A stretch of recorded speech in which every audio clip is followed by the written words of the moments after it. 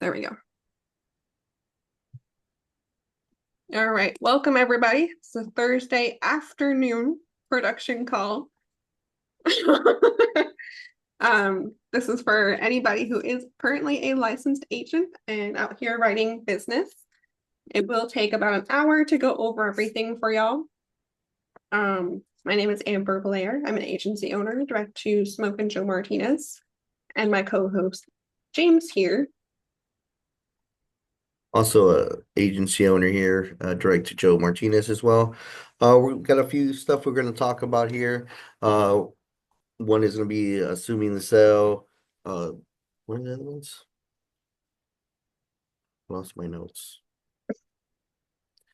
Insurance, not using insurance lingo, objection handling, and reaching up to your upline as well. If we asked if you are licensed, don't wait. We don't want y'all to waste y'all's time here. So please, this is just for licensed agents. We're gonna go into some stuff. If you have any questions, feel free to unmute. We want to keep this interactive here. As long as it's topic related, please ask any questions that we do start. Okay. Awesome, awesome. So we'll kind of start with four things, and our humble ask for y'all is if anything that we went over helped y'all with your production, please post in band and share with the community because we all help each other get better. Um, right, the four main points, if y'all want to write this down, the first one is going to be coaching up and reaching out.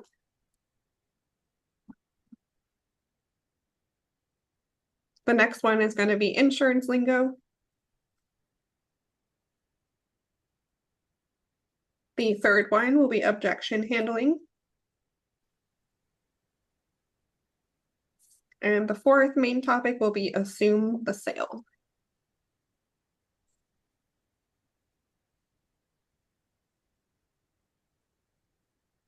All right, so we'll kind of get started with coaching up and reaching out, right? So with that, we're in business for ourselves, but not by ourselves. We're here, we're a community, your upline, your mentor, your crossline, we're all here to help you, right? So what that means is at any point when you're doing IPAs, right, income producing activities, reach up, call your upline, call your mentor, so they can help you kind of pivot, and especially if you're brand new, right? And even if you've been here for a while, because there might be something weird that we don't realize we're doing. I mean, I did that the other day. I called James and I was like, hey, this happened in my appointment. He was like, well, why did you say that? You should have said this. And I've been here 2.5 years. So even then, right, we all can learn and grow together, and become better at the business together. Um, right. So we'll kind of start with when we're dialing and booking appointments. So every 5 contacts, if you don't have a booked appointment, call your upline, call your mentor, talk about what they're saying, write down what they tell you when they tell you no, hang up on you, tell you to F off, whatever they might be telling you, right? Write it down, call your upline, talk it through with them for a quick 1 to 2 minute phone call. They'll either be able to tell you, hey, you did great, keep doing it, or hey, maybe try this. Yeah, we always say, my brother likes to say, you just have when you do call your upline, it's just a minute, like two, like you said, and just have a notepad and paper ready and just be like, hey, you did good on that one, so you continue to do that. And if not, be like, hey, try saying this next time and write it down. Because trust me, it's going to happen again. There's only a few objections and stuff that you can really get. There's a lot of scenarios that you're going to get different ways they're going to tell you. But we're going to go to some objections a little bit later here, what to really say. But we're gonna say, hey, try saying this next time because trust me, it is gonna happen again. So, Yeah. and though that's just gonna get you better, and that's gonna help you get better at the objections and help you close and sticking to the script there as well. Yeah. And then right, the coaching up and reaching out doesn't stop at booking appointments, right? If you're in the appointment and you get stuck, you're not sure really what's next, you're not sure how right, how the client's receiving the info, if you don't think you're going to get the app, if you don't think you're going to be able to help them, call your upline, right? It helps to have that second authoritative, and I say that with quotation marks, right? But to the client, that expert that you're reaching out to, hey, I just want to make sure that, this is the best option for you. Let me call my manager, whatever you want to call your upline, right? I always tell my team, you can call me anything, just whatever works for you and whatever comes across easiest for you and the client. Right. So call us, let us know, hey, this is what's happening. This is where I'm stuck. Is this the right option? And even I, go I ahead. would even say, call your upline every single call. It doesn't matter whether you're been here forever or not doing it. It's gonna give the client that reassurance and be like, hey, just let me just before we go on the options, let me just check, make sure the options I'm showing you are gonna be the best ones. Let me just check with my manager real quick. And then just call your manager, if you want to let them hear, be like, yeah, that's great. Those are great. Those are the best options. Show them, just let your upline know what you're doing as well. But it'll give your client that reassurance. Hey, look, he's even checking with his manager, so I know I'm getting the best options for myself. Yeah. And then, right, and when you're in the appointment and you're getting the app, um, and love him to death, I want to kind of pick on Cody for a minute. If you get a message that pops up from the insurance carrier, whether it says like MIB decline or they weren't able to like validate their personal information, like their social, whatever, don't read that message to the client, right? You want it to be more user and like communication friendly because those are like really big insurance words and it's going to scare the client. Um, Yeah, right. so don't get any pop-ups to them and stuff. Say, hey, you're declined because of this, blah, blah, blah. And then be like, well, I never took that. I'm not even taking that anymore, this medicine. You're just going to open a can of worms and end up losing the sale. Just be like, hey, you know what? They didn't like anything on this part. And even before, I always have the next one ready. If, say, they do get declined, I'm ready to pivot. So I already go into the next one. And then I already have it set up to them and be like, hey, you know what? And I have the options already. Be like, hey, this one didn't like something, then maybe some medication we've taken in the past. But hey, great news. I found another one that should take you. That's a little more lenient. It's actually about the same price, maybe $2 difference. It's 175 for the same coverage.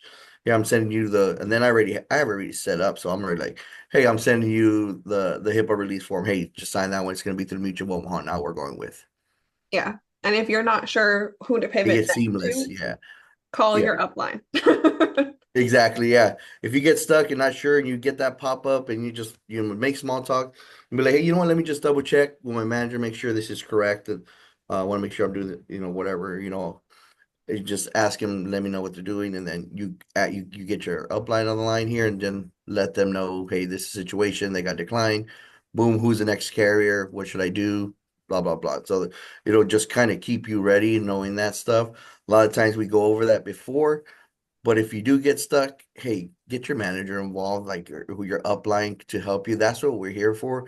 I mean, I wish I got every call as like anybody's. I've gotten other agents too as well, and I always help them. And a lot of times it helps get the close there as well because just getting that reassurance just from a manager, getting your upline, it helps a lot on every single call. I still do it too. Sometimes even if I pretend, but like, hey, you know what? Let me ask my manager real quick. Even though I don't ask him, and I've done this for a lot. Or sometimes I do ask Joe, be like, hey, this, what should I do with this? Another health issue popped up. Are they still good with this, or should I go with something different? So that may be another scenario. So as you're, going the FIF, you're going over their information and stuff, and you're finding out that, hey, you know what? Now they got cancer. I'm trying to show a term. Do they qualify for it? Do I need a pivot? Or some other, a lot of times we get, not a lot happens a lot, but sometimes we get some weird other disease or something we're not sure. And reaching up, let me just check, make sure this is the right product for your client. Just reach up to your upline. It makes a difference there versus them going to the hassle of trying to go with them because you don't want to do it and then they get declined. And they have that health issue as well. And a lot of times people read off every little thing too on those. Make sure you're not reading some of the stuff and Yeah. scaring your client either. Yeah. All those pop-ups and all that because they just let them know, hey, you're gonna get it. You're gonna get the whole policy. You could review it, or I could review it afterwards at a later time as well. So don't Yeah. open that can of worms a lot of times. Remember, less is more. So just keep it simple. Hey, this is what's gonna do. You pass away, it's gonna pay off the beneficiary. Boom. Yeah. And with that too, right? Your tonality, it really impacts how the client receives you, right? Like we've all been there, right? Like you don't have to raise your hand, but like mentally, maybe raise your hand if you've been nervous in the appointment, you don't know what you're doing and you're like panicking on the inside, right? Don't let your tone show that to the client. You want to come across as like calm, professional, not monotone, but like you got your ish together. Um, Even if you don't feel like you do, just they don't know that. Again, we've all been there. Like I remember my first few appointments, I called Joe afterwards and I was like, I have no idea what I even said. I blacked out for the whole hour. Like, no clue. Um, Amber, yes. this is Julie. I have a quick question. So totally understand not sharing the pop-ups. If you're sharing the application so they can follow along, will they see those pop-ups or are those pop-ups just coming? Yeah, I guess I'm asking. I've heard some say that they like to share the Yeah. application so they can watch. So just curious. Yeah. So they can. I'm usually really quick with it. I'll act like it's a tech issue and I'll stop sharing my screen. As soon as I see like something pop up, I'm like, oh my gosh, hang on, Zoom's being weird, and I'll click the stop share Okay. button. Okay. That makes sense. Thank you. Yeah. Right. That's Because you good. don't want them to Yeah. panic. Yeah. Don't want them to see them. Yeah. And it's not that we're hiding anything from them, right? It's just protecting them. Like, I mean, if I see something like you told me that tells you my social is wrong, and you're like, what do you mean it's wrong? It's been my social security for 30 years. Like, Yeah. what do you mean it's wrong? Right? Because we're gonna panic. So I just quickly like, oh, okay, looks like Zoom's being weird. And I hit the little stop share button. Okay. Thank And you. then once I have the new application up and running, I'll share my screen again. Okay. 9 times out of 10, they don't realize that Americo doesn't look the same as Mutual of Omaha. They just see where you're putting their info in. Yeah, no, but they're fake it till you make it. Yeah. Exactly. Yeah. And it's all how you say it. So again, tonality, whatever you say, whatever you tell the client, hey, I just had some system issues. Give me a second, let me fix this. Be confident what you're saying and then own it. You know what I mean? Just run it with it as well. So literally just fake it till you make it. So um even that's gonna work a lot of times. So it's how you telling them, remember you're the professional, so just whatever you tell them, whatever you're saying, how you're saying the products and stuff, make sure you are just saying it confident, not, well, I think this is the best product, I think this is the best option for you. I mean, don't be like, hey, look, this is what I got here. This is the best option, you don't even gotta say best, just be like, hey, these are the options you qualify for. Boom, I Mhm. got A, B, C. Which one fits your budget? And And you know, with that too, right? The herd mentality. This is what I see everybody your age and your health go for. Boom, boom, Oh, boom. that's huge. So it's not your option, your opinion, what you recommend. I always use the phrase, "Hey, this is what I see more families in your situation, with your budget. Usually they go with these options." Boom, and I show them. Okay, yeah, I want to do that too. Yeah. It's herd mentality. It's keeping up with the Joneses, right? You want to do what everybody else is doing. Yeah, so I usually copy whatever. So I always mimic what they say. Like, hey, I want the best, the cheaper options. Hey, somebody on a budget, like I want to stay within a budget. I use the word budget because that's the word they like to use. They're using budget. Hey, then you're going to say cheaper. Hey, this is the cheapest option that I see more families go with. Whatever they're saying with to start off with, So I use whatever I mimic them to whatever they're saying. That was something I learned in sales here. But you copy whatever they're using. So whatever, you basically want to mimic, talk to the way they're talking. And that's the best way to relate with them too as well. So I always have a note paper and pad and stuff too. So I'm writing down their kids' names, their stuff. Hey, so this is, and then use names too. Like, hey, this is gonna protect, your son Billy, Kelly and Joshua as well. So they're gonna be able to stay in the home and not lose it, or they'll be able to sell the house and share the options. But you use names or the wife, whatever it is. So that way it's personalized to them.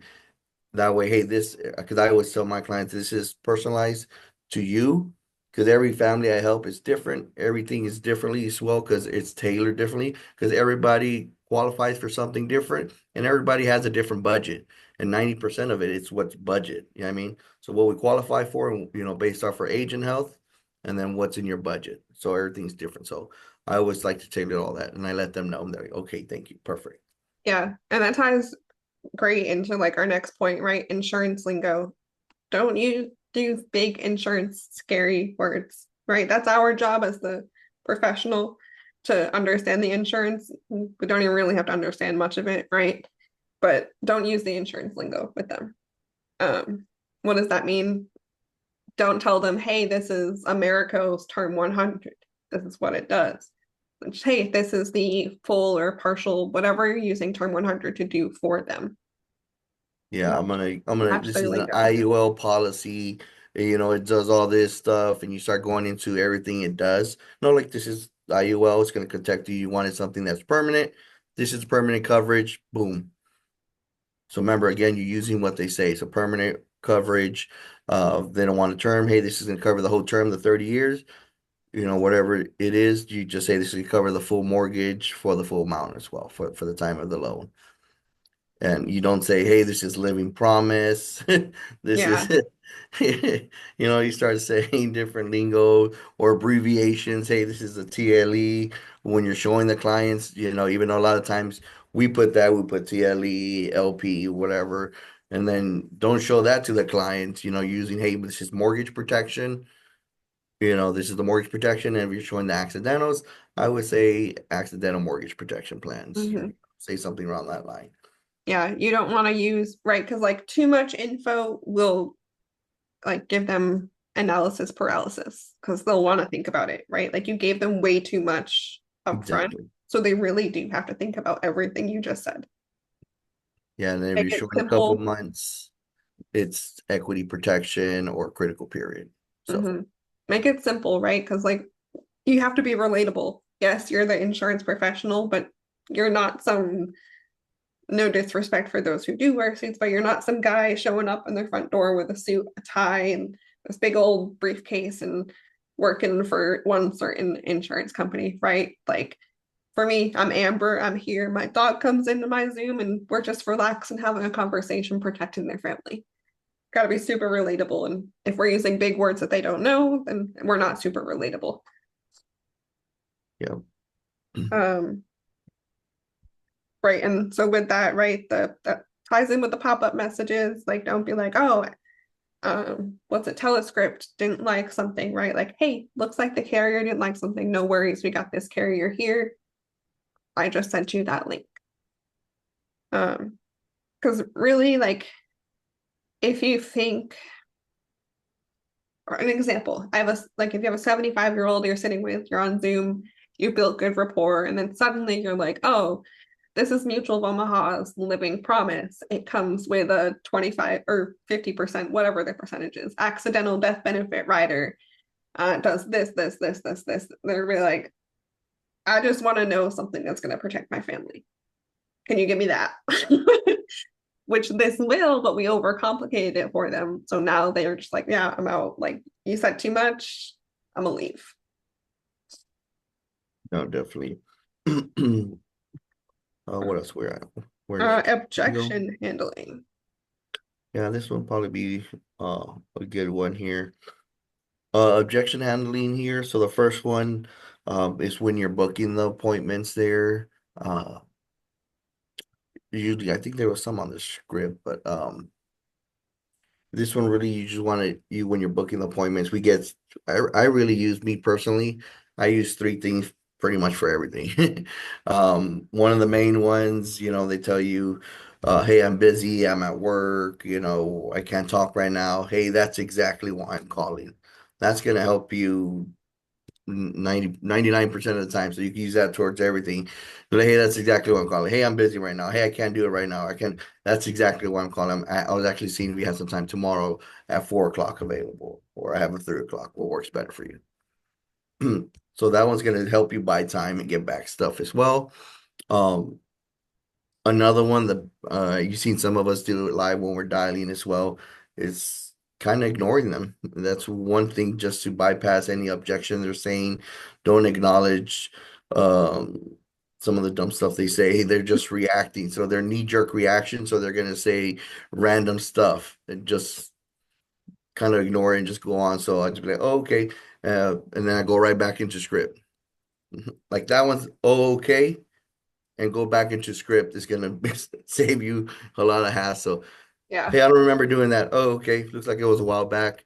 Anyway, I was actually seeing if you had some time. This is for the mortgage protection. I was seeing if you had some time tomorrow at 3 o'clock, or I have a 4 o'clock available. You Yeah. didn't acknowledge it. You're like, oh, I never filled that out. They're lying. The only reason we got it is because somebody in their household, maybe they didn't do it, but I don't acknowledge it, and I keep going on. Because not, you're gonna open that can of worms, and they're gonna be like, uh, well, I didn't do it. And then now you're defending the lead and you're gonna lose it. So don't Mhm. ever conflict is your word against them and you're gonna lose every single time. Yeah. The oh, okay to them sounds like you're acknowledging what they say, but you're just like, yeah, okay, next, back to my script, right? Like you're really ignoring what they said. And they know they did. Sometimes they just like because they just want to see they think you're a telemarketer, you don't know what you're talking about. And they're like, okay, yeah, I did that. Or hey, you know what? My wife, they think about it for a minute and they're like, oh yeah, you know what? Wife did do it, or I did fill that out. They're Hmm. just saying no right away, just their knee-jerk reaction. They're telling you something. So don't fall for that. Just keep going, stick to the script. Watch your pauses. Like I don't pause because that's one of the main things. Your pause, you're giving the opportunity for them to say no for whatever reason. So make sure you don't pause in between you say, make sure you hit that your script because the first 3 seconds is gonna make you or break you right there if you're gonna book the appointment. So how you say a lot of times that's what we say. People mess up on the first. It's not hi, hello, how you doing? It's hey Robert, how you doing? This is James Martinez. Acting like I know you and if I know I've spoken with you before. Hey, I was just getting back to you. There's reasons why the script is what it is and how it's said and your tonality, and then you slow down. You got their attention, you slow down. Hey, I was just getting back to you about the letter you received in the mail, about the mortgage protection, the mortgage insurance. I'm the agent assigned to you. Working older leads, the only thing I add on some of the stuff is on there. It's like, hey, looks like we never got those options out to you. Looks like it was a while back ago. That's all I use. Yeah. Other than And that, I don't change anything on the script. Follow it to a T everything, the lingo, the way it says it. A lot of times people take off, hey John. No, there's a reason because we want to acknowledge and be like we know them already. And if you're messing up right there, that's gonna get you a lot of objections as well in the first and 90. hangups and Exactly. people interrupting you. Remember, right? It's gonna feel weird, right? Especially if you came from a customer service background, but if they interrupt you and you still haven't finished what you were saying, they're the rude ones. You keep talking. Yeah, they're You were interrupting already you. talking and they interrupted you. So finish what you were saying and then they'll like actually listen. They might ask you to repeat it, but they were the rude ones for interrupting you. Yeah, and a lot of times I mean if you're working CIA leads or any kind of CI leads all the way to G, especially older ones, and they're trying to give you objections or something like that, you have to be a little bit not rude, but you got to be aggressive on there, take command of the call there because they'll take over. Um, so those are great. So you have sometimes they're trying to interrupt you. You just talk louder and make them be quiet and continue to get your sentence out.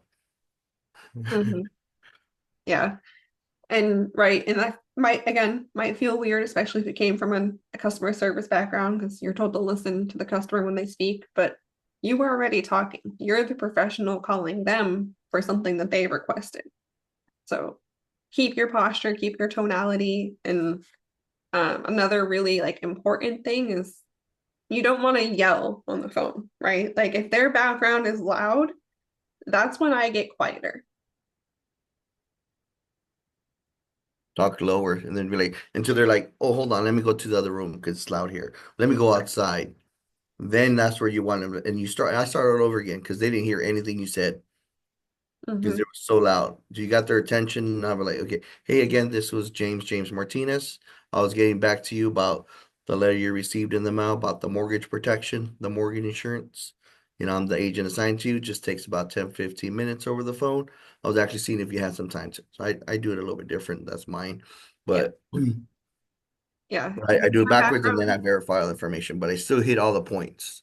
If their background's loud, they're not really listening to you. Because I don't know about y'all, but if I have things that are loud around me, I'm just gonna block everything out so I hear nothing. So, right, if you get quieter, they're like, wait, you were just talking. Hang on, let me turn the TV off, or let me go outside or somewhere where it's quieter so they can hear you. And then that way they're actually listening. And they Yeah, can, and I even tell them sometimes if it's loud, like, hey, I got a lot of background noise. Like, I'm sorry, I can't hear you.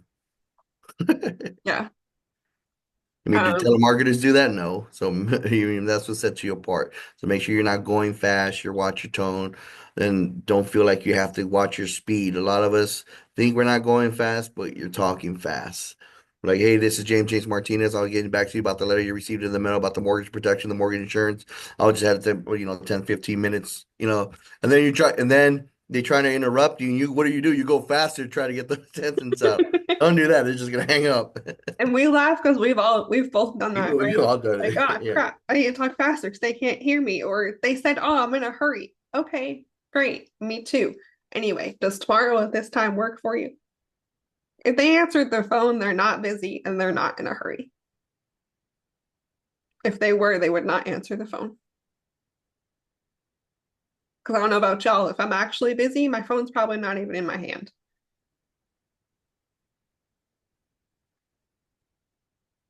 Yeah, and that one, you mean a lot of objections. We get different ones as well. Um, the other one, main one that we probably hear is, "Hey, I already got something. You mean I already got something in place?" And be like, "Okay, I could graduate. Okay, great, awesome. What do we get? What do we get in place there?" So a lot of times they think they've got it just, from the mortgage protection or from the mortgage lender there, um, and it's the PMI insurance. They're like, "Oh, hey, I got it when I got my loan." So that's a great indicator saying they don't have it. That's just a PMI insurance. And if y'all don't know that, y'all may want to write this down because I tell them, so this is great information to tell them, is hey, that's more like gap insurance. That's to protect the lender. So that usually is required when you're first time buyer if you don't put 20% down. And then I let them know, go right back to script. This is the actual mortgage protection, the mortgage insurance that will protect you and your family. So I let them know that'll, pay off if something happens to you. And again, all I do is just go over the options you qualify for. I was actually seeing if you had some time tomorrow at 4 o'clock or the 6 o'clock work better for you. Right back into your script. You acknowledge, don't just leave it. Don't be like, hey, that's something different. And, that's the mortgage protection. Well, I'm still not That's good. interested. Yeah, I mean, you go whatever you say. I don't care what you say. Anything you tell them, right back into closing. You tell them, "Hey, I was getting back to you with the mortgage at 5 or 3. Whatever time you go back into closing, whatever they tell you." Yeah, because a lot of times they'll think you're talking about their PMI, their homeowner's insurance, or home warranty. They Yeah, don't the really other one know is the why home. you're Yeah, calling. They just hear mortgage and they're like, yeah, I already got that.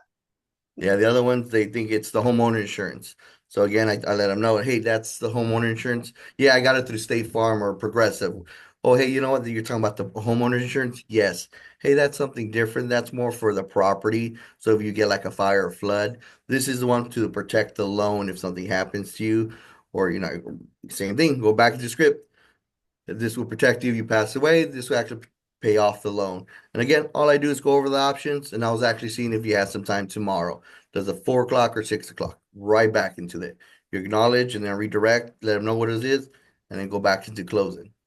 And then, right, this is what I like to call like the resolution statement, right? So y'all write this down. If they insist that they have it, I always tell them, hey, I just want to make sure we're talking about the same thing. This is the protection in the event you got critically ill or were to pass. It would pay off some or all of the loan so your family doesn't lose the home to the bank. Are we talking about the same thing? I Question actually go for back you. into closing. Do you have what you just said, the long form, like in a Word doc? I Because do I not. mean, from a writing down standpoint, I just want to make sure we're talking about the same thing, but the long format of that. I can type it out. Yeah, I can repeat it again, Jen, and then I can type it out and drop it in the chat for y'all. Thank Yeah, you. I got some objection there, Yeah, so I'll send it to you right. and And post just it. to repeat it again, when they say insist, like, yeah, I got it, I got it, I got it. Okay, great. I just want to make sure that we're talking about the same thing. This is the mortgage protection that in the event you were to pass away or get critically ill, it would pay off some or all of the loan so your family doesn't lose the home to the bank. Are we talking about the same thing? And I went that too, right? Like I get slower because like I want them to actually hear, hey, this is protecting you so your family doesn't lose the home. Because for a lot of people that hits hard, right? Because like I've had, especially older people, they think the PMI does that, but the PMI protects the bank so the bank doesn't lose their assets. It does not protect the family, so the family doesn't lose the home. Amber, can I just jump in real quick 1 second? Because I've Yeah. had this happen to me so often recently, and I've had people who are, I mean, they'll hang up, they're like, we're good, we're covered. And I found that the shortest way to getting to them to like hear this, I think that it would be something like, that's great. Whose name is on the check that's getting cut if something happens to you?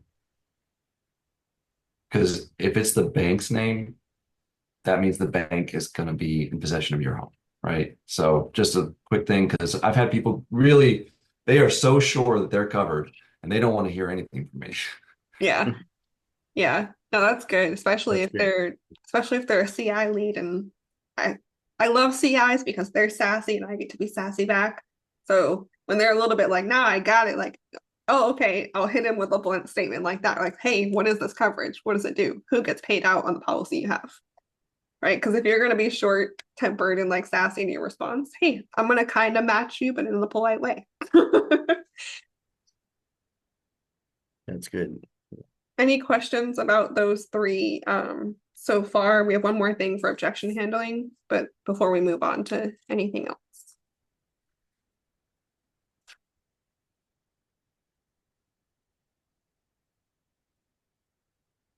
No, okay. So objection handling in the appointment, right? Because that can happen. Someone can tell you, hey, I got enough life insurance. I have my mortgage is only 130,000. I have 100,000 in a term policy through work. I have 10,000 with Globe Life or whatever company, right? I'm good. I'm covered. I'm covered. Okay, great. It's awesome that you have insurance, right? Because those are the people that believe in it, even if it's through work and then like a $10,000 policy with Globe Life. But name that puppy, right?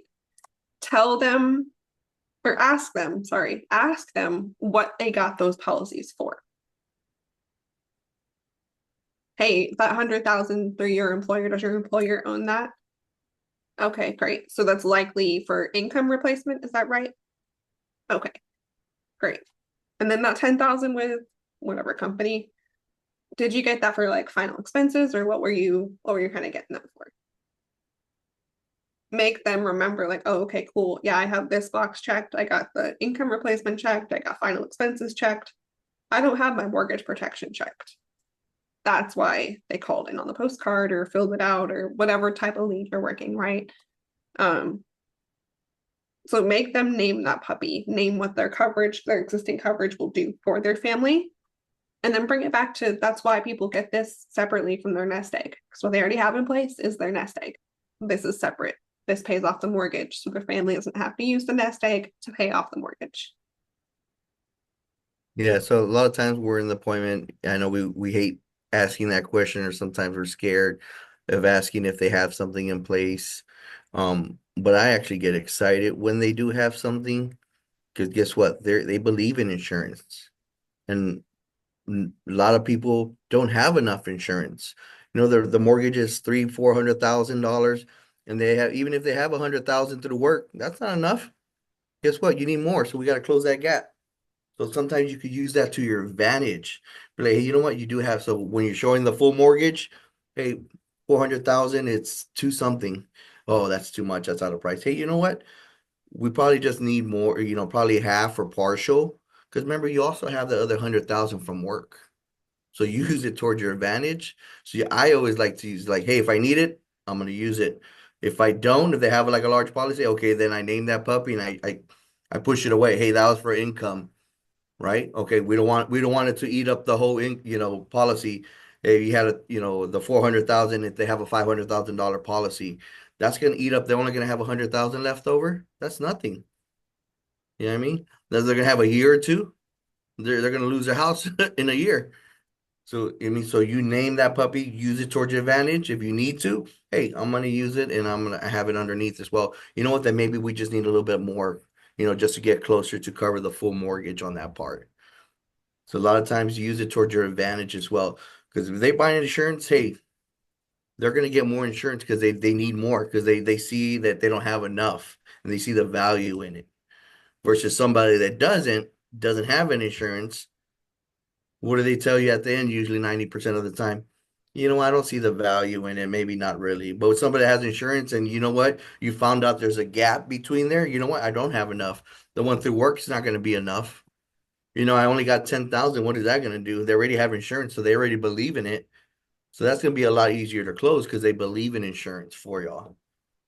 So I love it when they have insurance. I'm like, great. This is, I mean, Mhm. they know what it does and it protects they want to protect their family. They got it for a reason. So it's easier to get more. Like, hey, we just need more. We just need a little bit more. And a lot of times you'll fit in their budget because hey, you know what? You don't need the full 500 or 600,000. We just need half because maybe you have already like 2 or 300,000 through your work or something separate. You know, we just need another one. And hey, it's only another 150 fits your budget. We got the full mortgage payout and we're happy. And maybe a little bit extra for them. So a lot of that you could be used for that time. So make sure you are asking if they have anything. And then I emphasize it too. So before I don't know anything, but like, hey, do you got any insurance you have that's not through work that you actually own? That's not a benefit through work that you own. So I always use that and then they let me know. So if I know that way, if I know I have to push it away, hey, name that puppy that's for income replacement or that's to cover. A lot of times somebody, hey, that's going to go to my nephews. This is going to go to this. Some people have a different one. I want something to go to my nephews. I want something to go to my grandkids. I want to go to something to my kids. Boom. Hey, I got you. I'll write multiple policies. Mhm. But if you don't ask those questions and say, hey, you know what? I also do regular life insurance, not just mortgage protection, even though the same thing, how you word it is it's a big difference and you'll find out those needs when you uncover that. And then when you find out they do have a benefit through work, I'm like, okay, you know, I usually ask them before, you know, hey, what do you do for work? And I'm not just asking when I'm building rapport, I'm asking questions I know that I could use. So I ask them, hey, what do you do for work? How long you been there? What was your previous job? Yeah, I just got this job. I was only there for 3 months. What'd you do before that? I did this and I was there for maybe 2 years. So if you know they hop around a lot, hey, guess what? I wouldn't even count that. You know what I mean? Because what are we doing? We every 3 to 4 years, we're switching jobs or something. And they know that too. You don't have to say it. Okay, so nothing you own. So that's why I like to tell them when I ask, okay, you guys just benefit to work. So they're like, yeah, it's probably something small. I don't even know.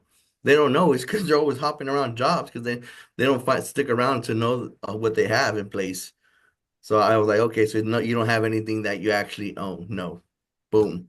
They said it, not me. You know what I mean? So they took that off the plate already off of that. So we're not counting that. So you got to, those are little tips there kind of help you in there. So use it and don't use it. And then, hey, you know what? You got 100,000. We just need a little bit more because, hey, you're 60. Maybe we could only get you like 100, 200 to fit your budget. Now we're not getting like a $200 or $300 payment. Hey, then we just need half. Your mortgage is 250. Let's get another 150 or 150. You got the other one from work and then you use it towards your advantage. Like when I did that, I found that one of the audio trainings, hey, in SoundCloud, that was gold. That made me just like double. Hey, you know what? We don't need all of it. We just need partial or half or a little bit more. Let's get closer to the gap. How much can we get closer to covering the full mortgage? That's within your budget. And Yeah. they'll see like, hey, you're trying to get them the best. You're not trying to get them the $300 to $400 that other people try to tell them, and they're like, no, it's way too much. Like we're hey, you know what? You don't need that much. You have some in place. So let's just get the rest that you need. And that'll go a long way that you know, like, you know what? Based on what you told me, our budget, everything, this is what you qualify for. And you know what I see more families do? Use the herd mentality, they go with this as well. And then remember you have a little bit more through work. So I think that'll be better. So I usually tell them something like that, or if they don't tell me right off the back as well. So Mhm. Yeah, right, because it gives you the leverage to be able to help them as best as possible. yeah, so leverage what they have in place. I mean, I love it when they have it. Like you believe in insurance, so I know you want it. And and just remember they knew they had the insurance when they called and they booked the appointment too. Mhm. You just gotta find a lot of times they know they need it, but it's not maybe sometimes the first priority they need. But you got to create and uncover and just bring it back up and be like, hey, you know, we're not protected. We don't have that. because it's in everybody's pocket, but it may not be the important thing that they need right now or first priority, because they're young, they're, whatever the case may be, or they just haven't seen it. Everybody will want life insurance. I mean, it's the first thing everybody looks at when somebody passes away. Nobody wants it, nobody believes it, but it's the first thing everybody did. They have life insurance. And even something small, or at least burial costs, can make the difference to start off with. You know what I mean? 10, 20, 50,000, that'll make or break a family as well sometimes, causes tension when somebody passes away. And people know that, and you bring up those questions. That's why it's important to bring out uh this question, the emotion during the call, and be like, hey, what's got us looking into it a little bit here? Do you know anybody that passed away and lost a home, or lost, something? You bring those. A lot of times something happened to them, to their family, friends, something they heard about it that triggered them. You know what? Maybe I should get protection. Let me look into it a little bit, and got them to pick up the phone and do that. And you got to recreate that emotion that originally got them to do that. Yeah, I love it. And then the last few minutes here, we'll kind of jump into the fourth topic of assume the sale, right? And that starts with identifying yeses that they're probably not going to say the word yes. So they'll say yes in like several other different ways. And it all starts from the very beginning when they get that postcard. The yeses start if it's an MI, when they hand fill it out. They have that conversation. Hey, you know what? This is some protection we should look at. If it's a CI, as soon as they pick up that phone, they enter the mortgage ID number. Those are yeses. Through there, right? The MI, they fold up the letter, they put it in. Joe always does like a face, but they fold up the letter, they put it in the envelope, and then they mail it back to us. Right? That's another yes. He says yes. You gotta lick the letter. So that's a yes there, right? They were intentional. They put it in the mailbox. The call in, they were intentional. They went through all of the phone prompts. Yeah, and stopping right there, like both were long. I mean, if you're mailing in, you got to take the time, fill out each one. You got to get a stamp. You got to go to the mailbox. And I mean, mailboxes are not just outside your door. They're like in a corner around there. So you got to initially make time to go out of your way, go drop it off, and go do that. On my way to work tomorrow, I'm going to drop it off.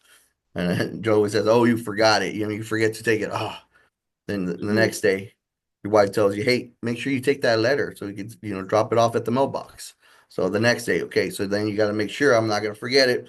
Put it right there where I can see it next to my coffee. Hey, boom, so I don't forget the letter, and I'm going to drop it off at the mailbox. These are things people actually have to do. So that's the first yes. Then they taking that time and driving, taking to the mailbox, stopping, getting off. A lot of stuff. I mean, I want to just take off and go to work. I mean, half the time we're rushing going to work. People that have 9 to 5 are driving because they're late to work. They're gonna, try to beat traffic, whatever the case may be. Next one, the CI leads. I mean, prompts I mean, a lot of people, unless you have patience, they take like 10 minutes. Hey, if the number you entered is 1, 2, 3, 4, 5, Yeah. press 1. If incorrect, press 2. The mortgage amount is, they're going through all this. The ID number is this that you press. Press 1 for yes. Press no for yes. If this isn't you, yeah, they're going to go through all that. The mortgage amount, you're putting your date of birth, and each one, it's about 10 minutes. That's why a lot of times they're solid. I mean, they've gone through all those, questions and answered that. That takes a lot of time. I mean, I don't know. I would get frustrated and be like, Yeah, I'd hang up. That's too much for me. But they're super intentional. They go through all the phone prompts. And then at the end of that call, if it's a CI, it tells them an agent will be reaching out to you to get Yep. these options to you. They hang up. We call them. They answer the phone. There's a yes. They book an appointment with you. That's a yes. Guess what? They Show say up to the appointment. they show up on the appointment.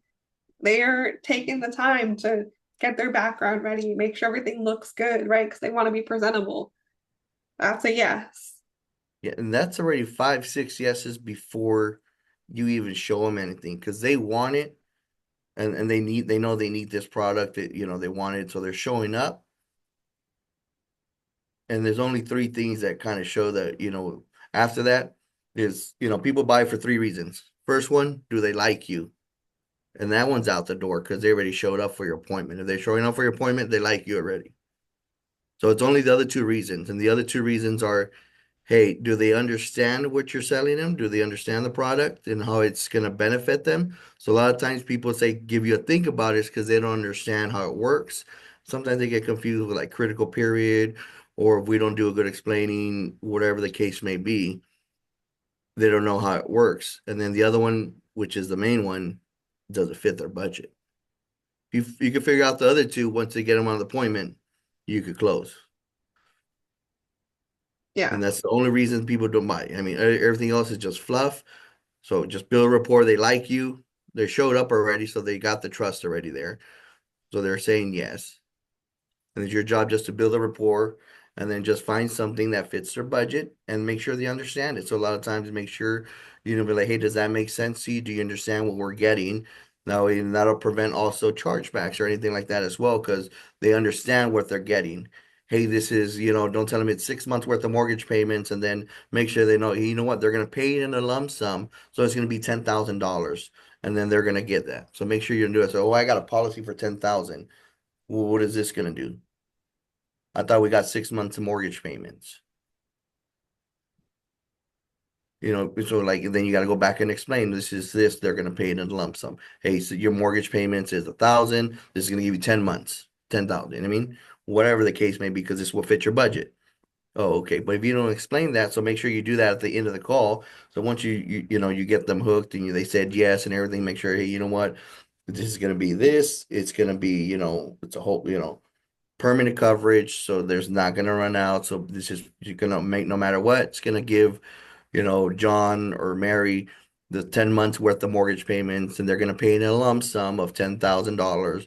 So say, hey, and I explain it, I break it down to them. Hey, you know what? And great part is as well, so they don't use the full amount. They're going to sell the house, they maybe move to closer to family or move, whatever the case. They only use 4 months. The other 2 months of mortgage payments they can use for anything else and cover any other expenses that may come up. So it's not going to be a loss. So I make sure I explain stuff like that to them too, and then they understand it. So yeah, so they have enough to cover everything. And Yeah. like, do we, and then you make sure you let them know, hey, do we need more than that? And then they understand. Does that make sense? Yes. And then you have them repeat it back to you, which is a good one that I started doing too, just to help out as well. Just be like, can you tell me what we got in place just to make sure I want to make sure you understand. Yes, I got a policy for this amount. It's a 15-year, whatever it is for 100,000, or it's the 10-year, 10,000. That's going to give him 6 months of, John mortgage payments when I pass away. Perfect. Great. You're going to get, and then you let them know that you paint the whole picture on them as well. You're gonna get the policy. If you have any questions, and then you let them know. If you have any questions, who do you call first? You call me. If you have any questions, we need to make any changes, anything happens, let me know. I'm here for help. Don't call anybody else. Make sure Yeah. you are locking down that. And when it comes to showing them options, right? I would say probably 90% of the time, they're not going to say, yes, I want this one. Yeah, they're never gonna probably say yes. Yeah. It's They're going to gonna use be, different oh, this stuff. one looks like it works, or I think this will work for our budget, or this looks good, or something along those lines, right? That's a yes. They're just not saying the word yes. So take that, right? Hey, yeah, the 12 months looks good. Okay, great. What's your date of birth? And then go right into the application. Right? Because, I mean, it's really not going to be them saying, yes, I want the 12 months of the monthly mortgage payment. That'll be rare. That's rare. I think it's happened maybe once in my 2.5 years here that I've heard someone say, Yeah, that's rare. I They're want saying, that. hey, I want this. It's, And a lot of times it's gonna be something different, like, hey, that fits my budget, or hey, you know what, this one makes sense, the full mortgage, or I think I could, I think I like this one, or I think I could manage that one. yeah, I think we'll work with this one, or is this, can we, Or I my think I'll start favorites, with can we start here and then can we increase it later? absolutely. Yeah, boom. Can you elaborate a little bit more on the transition from that to, okay, let's do the application now, and what objections you kind of normally take? There's no objections there. They just told you yes. So If now they're- you're Yeah, just so if saying you no. show, yeah, so if you're showing the options and they're already in, they tell you, hey, you know what, I think I like these. Okay, perfect. Let me get those started for you. Can I get your date of birth, please? You just start writing the application. Yeah, because Hey, that do you was have a them middle telling you yeah. initial? Hey, do I got the spelling right? I start doing basic stuff. And I just, Mhm. I got your name at this. Okay, perfect. Okay, and then we said your height and weight was this. That's correct? Yeah, perfect. And then the address, just to verify again, one last time, make sure I got ABC square, whatever. You know what I mean? Yeah. So that's You them you saying start yes. They're writing like, it. hey, we Yeah. want to start with this. Okay, great. What's your date of birth? Okay. If they're gonna Gotcha. say no, they'll tell you no, right? But like they said yes already. So Yeah. either The they're only gonna tell you Yeah, I objection. guess more specifically is whenever sometimes I've gotten a couple times where yeah, no, I just don't have the money right now, and that's when you want to be very careful and make sure you explain the payment can be post dated, right? Or the start of the policy, right? I Correct. Yeah. personally don't use that just because post date can be a chargeback. Mm, But right, The only if time they're the only if they're time I giving use you that is, that, it's go ahead. probably something in your tonality that didn't seem Okay. confident, right? You okay, probably asked them for permission to write it in a way, right. right? Like, Okay. hey, is it okay if I pull this up and get it started or something like that, right? Because we've all done that. Um, it's probably something in like how you phrased it, or you kind of asked them for permission to start it. They already told you yes. So just go ahead and Gotcha. start it. And then if they say, no, I want to wait. Okay, great. Well, it looks like if they use their budget, okay, so we went over their budget. You had about this much left. Is there anything I'm missing? Makes sense. Thank you. Hmm. Yeah, and then if they are saying, hey, I don't get paid till next Friday, okay, then that's where you'd be like, okay, it won't, I can post date till Friday when you get paid. And it'll be every Friday. Okay, perfect. And then the only other one is like, hey, you know what, I want to think about it. Hey, guess what? The insurance company has to think about it as well. I mean, so we got to see if you even qualify for it. That's when you could do it. Hey, which one do you think that fits your budget as well? Kind of makes sense, and you could kind of push on that as well if they want to. And then you could be like, hey, I could post it for a week. That way, make sure it's, this is the one you want. If it does, hey, we don't have to do anything. It's going to get in place. If you want to decide to go with the higher one or something different, let me know. We'll increase it, and then that'll help you close as well to go on that part. I mean, and then the other one, if they just think about it, it's just if they don't, you show them the options, they just don't, then 90% of it, you're probably showing too much options, higher options as well.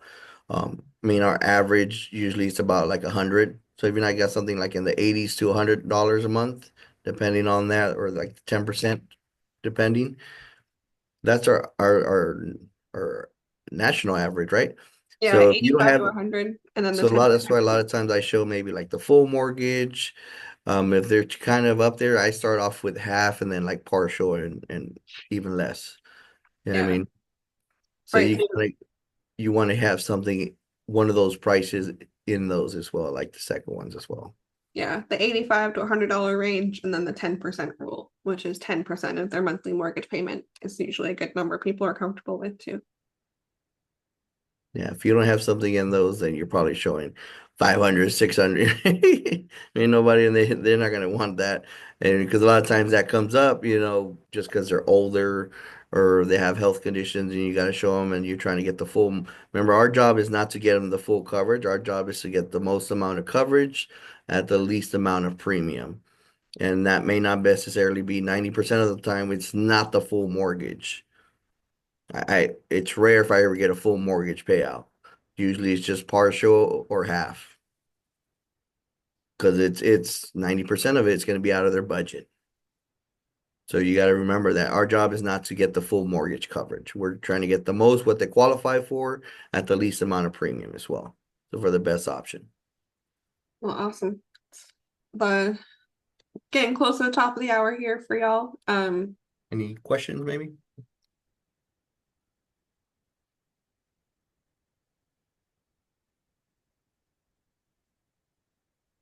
Don't be afraid to unmute if you have a question. We're more than happy to answer them for you. Tamitha there asked if they can always increase the coverage later. Yep. Yeah, Mhm. so they could always add on more coverage. Yeah. Well, awesome. If anything we went over helped y'all with your business, please share on band so that we can all celebrate and learn together. We will see y'all on the next one.